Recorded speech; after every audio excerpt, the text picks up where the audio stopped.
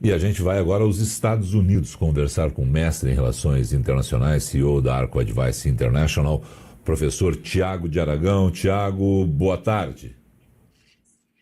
Boa tarde, tudo bom?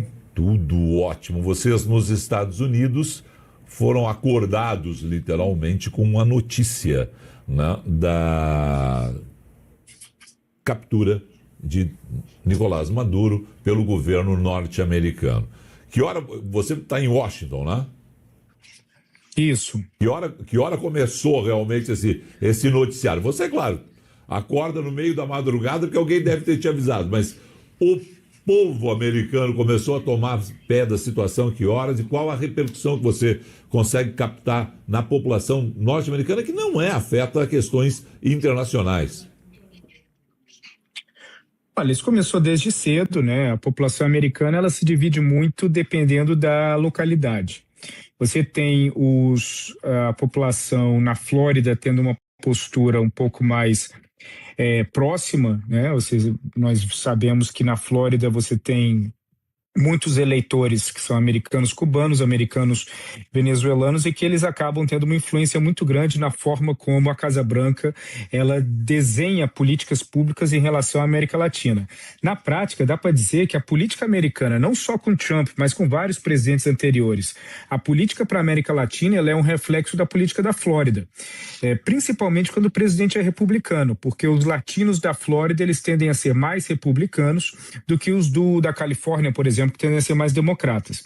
Então ali o impacto acabou sendo muito grande e para o Trump eleitoralmente também é muito importante porque ele começava a ver alguns resultados ruins em algumas pesquisas surgindo na Flórida e que poderia afetar as eleições legislativas parlamentares desse ano. Então, nesse caso, o que passou na Venezuela tem um impacto muito bom para ele. Agora, em outras partes dos Estados Unidos existe um ceticismo muito grande, porque, em geral, o eleitor americano, principalmente o eleitor do Trump, ele não quer ver os Estados Unidos se envolvendo em outras ações militares pelo mundo. Isso foi, na verdade, uma das promessas de campanha do Trump, principalmente numa região onde eles não dão a mínima, onde eles acham que é muito mais fonte de problema do que de solução.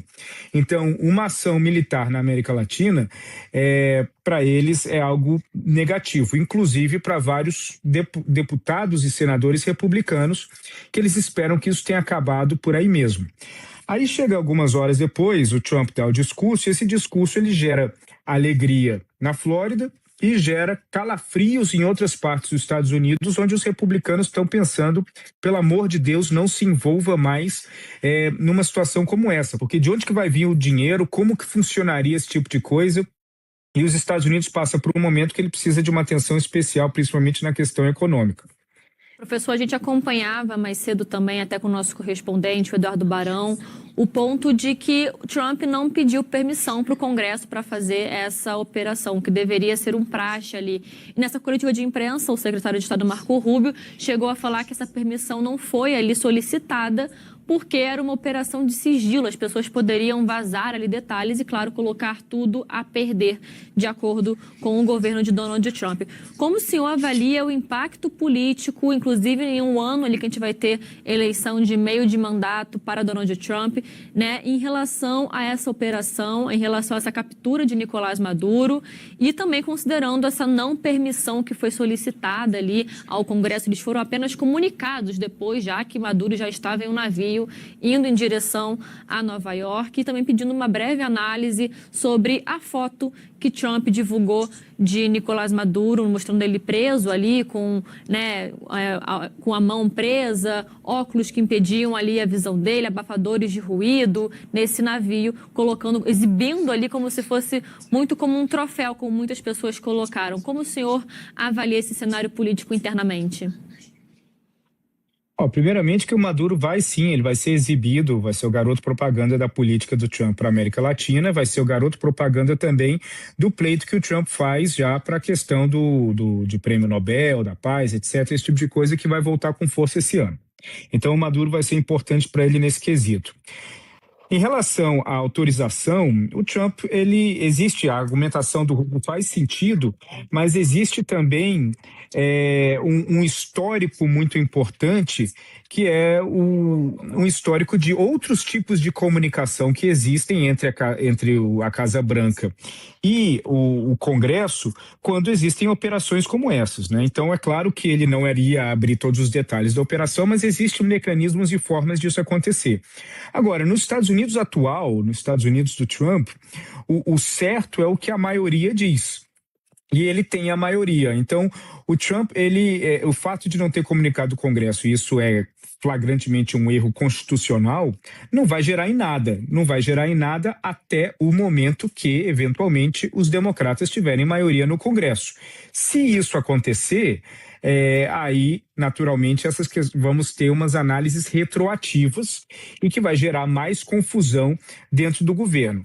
Agora, no atual cenário, o Trump, ele gosta de demonstrar ações que, para ele, quebram as regras ou que geram novos mecanismos. Então, por exemplo, a própria matéria do New York Times, que fala que a ação do Trump, ela viola várias leis internacionais, isso é algo que ele gosta, né?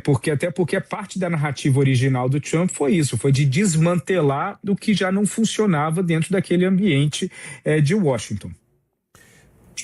Você conseguiu entender como é que vai se dar essa administração americana na Venezuela? Houve ali um acordo com a vice Delcy Rodrigues, na tua avaliação? Porque, afinal de contas, né, ele fala nas petroleiras, fala na questão do petróleo várias vezes, diz que está sob intervenção, é o que ele deixa claro, mas está lá a vice, estão lá os integrantes do Exército, está lá o Supremo, que é tão debatido, a questão da subserviência do Supremo venezuelano a Nicolás Maduro. As estruturas permaneceram.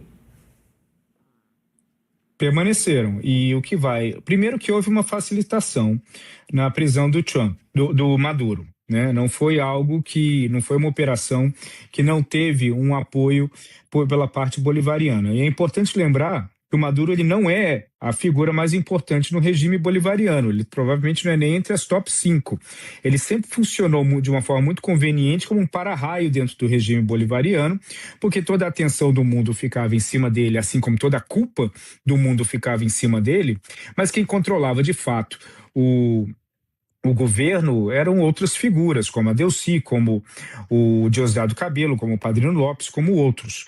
Então, a postura do Maduro, ou a saída do Maduro, ela pode sim ser algo combinado, né? Eu não sei até qual foi o nível e até onde esse combinado foi feito, mas, de fato, o que o Trump disse que ele vai governar a Venezuela, isso, na prática, é algo extremamente difícil de fazer, porque ou ele vai ter que fazer uma invasão por terra, isso é algo que leva meses de preparação logística para fazer, mesmo que o exército venezuelano não lute, né? Você precisa criar várias linhas de suprimento, é uma questão muito complexa de fazer, e, sendo feito, você tem que ter todo o exército bolivariano, que não é, obviamente, páreo para os Estados Unidos, mas também não é uma galinha morta, eles têm que estar de acordo com isso e não lutar, né? E simplesmente aceitar. A oposição venezuelana, ela quer que os culpados sejam presos, e os culpados incluem a própria vice-presidente Delcy, o Diosdado Cabello, entre outros. Então,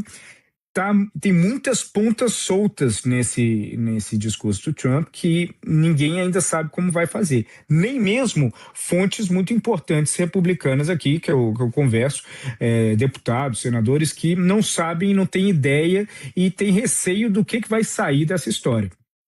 Professor, a gente teve uma operação que foi ali planejada por meses de acordo com o exército americano, utilizando ali a maior artilharia do exército americano desde a Segunda Guerra Mundial, de acordo com o Donald Trump. Só um número aqui, foram mais de 150 aeronaves nessa operação, que teve ataques, bombardeios à Venezuela, a bases militares e também essa captura de Nicolás Maduro. E Trump chegou a falar nessa coletiva de imprensa também sobre uma possível segunda onda talvez até maior de ataques caso eles tivessem resistência na Venezuela ou então interferência de outros países nesse momento que eles estão no poder por lá. O que a gente pode esperar? Qual é a sua avaliação sobre essa fala de Donald Trump?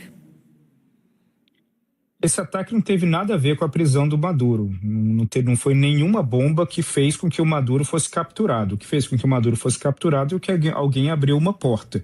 Alguém abriu algumas portas, né? Não foram as bombas que foram jogadas que acabaram abrindo o caminho para que o Maduro fosse preso. Até porque basta ver a localidade de onde as bombas foram jogadas. Então, existe o ato espetacular, que foi esse, e existe o ato prático. O ato prático pode ser menos romântico, mas ele é mais político. Ele é algo que foi mais negociado, ele é algo que foi construído. E ele aconteceu de uma forma muito natural, sem precisar correr, sem precisar trocar tiro, no meio da névoa, no meio da fumaça das bombas espetaculares que foram caindo. Na verdade, essas bombas elas são muito mais uma mensagem para quem fica do que necessariamente uma mensagem para quem foi, que no caso do Maduro. A mensagem para quem fica é: vamos aumentar o grau de negociação a partir de agora, ou essas bombas elas podem achar endereços mais específicos do que foram essa primeira onda de ataques. Thiago de Aragão, da Arco Advice, conversando conosco. Já temos